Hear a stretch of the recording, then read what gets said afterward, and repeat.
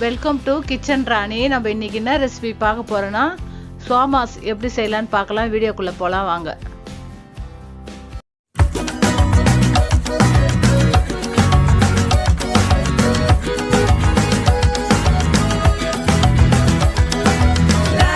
சோமாஸ் செய்யறதுக்கு நம்ம ஒரு 1/4 கிலோ மைதா எடுத்துக்கலாங்க. இந்த ரெசிபி வந்து மைதாவில் தான் செஞ்சால் தான் நல்லாயிருக்கும்.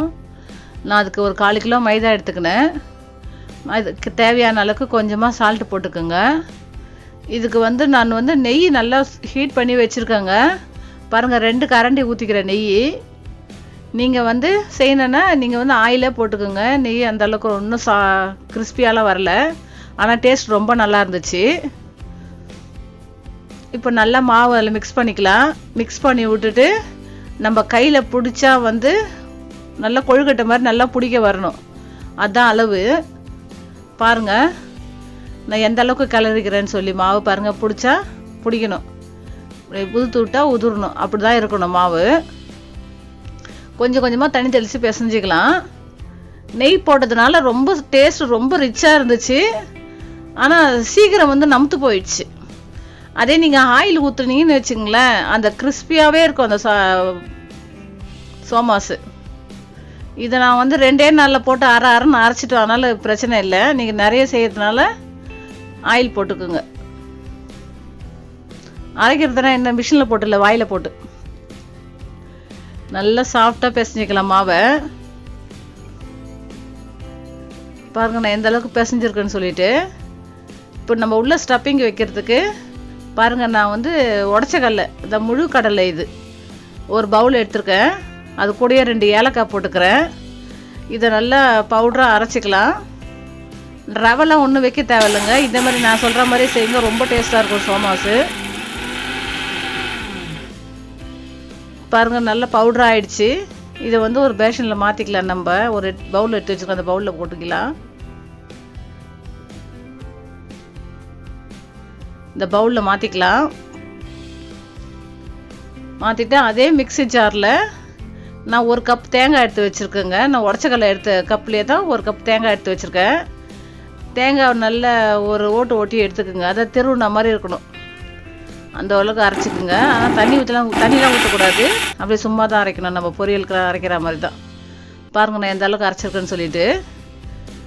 இது வந்து ஆல்ரெடி நம்ம சோமாஸ் மாவுக்கு நெய் சூடு பண்ணோம் இல்லையா, அதே கடாயில் ஒரு ஸ்பூன் அளவுக்கு நெய் இருக்குது, அதிலே போட்டு வறுத்துக்கலாம் இந்த தேங்காவை.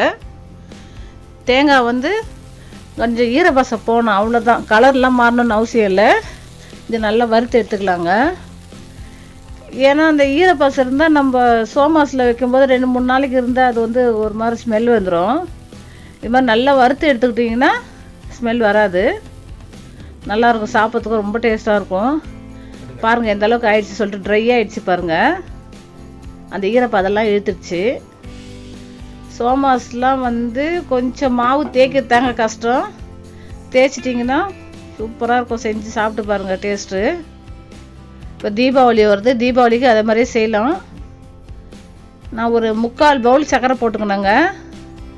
3/4 பவுல் சர்க்கரை போட்டால் போதும். உங்களுக்கு சுகர் இன்னும் கொஞ்சம் தேவைன்னா ஃபுல்லாக 1 கப்பு கூட போட்டுக்கலாம் நீங்கள். பாருங்கள், இதை நல்லா மிக்ஸ் பண்ணி வச்சுக்கலாம். இந்த மாதிரி தான் மிக்ஸ் பண்ணணும். நீங்கள் ஒரு சிலர் ரவெல்லாம் வைப்பாங்க, ரவெல்லாம் வச்சா நல்லா இருக்காதுங்க அந்த அளவுக்கு. நீங்கள் உடச்சக்கலையே பவுட்ரு பண்ணி வைங்களா, டேஸ்ட்டு ரொம்ப சூப்பராக இருந்துச்சு.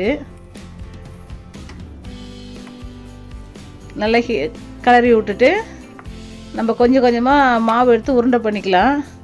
பாருங்கள், நான் மாவு பிசைஞ்சு வச்சேன், ஒரு 1 hour கிட்ட ஊற வச்சேங்க. ரொம்ப சாஃப்டாகிடுச்சு பாருங்கள் மாவு. பாருங்கள் கை வச்சேன்னு எப்படி இறங்குதுன்னு சொல்லிட்டு. மாவு ரொம்ப சூப்பராக இருந்துச்சு.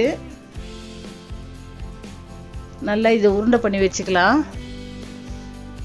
எங்களுக்கு வந்து ஒரு 20 சோமாஸ்க்கு மேலே வந்துச்சுங்க 1/4 கிலோ மாவுக்கு. இதை வந்து நம்ம சப்பாத்தி கட்டையில் வச்சு தேய்ச்சிக்கலாம். ஆனால் தேய்க்கிறது வந்து ரொம்ப மெலிசாக தாங்க தேய்க்கணும். நீங்கள் சப்பாத்திக்கோ பூரிக்கோ தேய்க்கிற மாதிரிலாம் தேய்ச்சிங்கன்னா சோமாஸ் வந்து கிறிஸ்பியாக இருக்காது, பூரி மாதிரி இருக்கும். அதனால் நீங்கள் என்ன பண்ணுறீங்க, நல்லா முடிஞ்ச வரைக்கும் மெலிசாக தேய்ங்க. தேய்ச்சா தான் சோமாஸ் ரொம்ப டேஸ்ட்டாக இருக்கும், சாப்பிட்றதுக்கு மொறுன்னு இருக்கும்.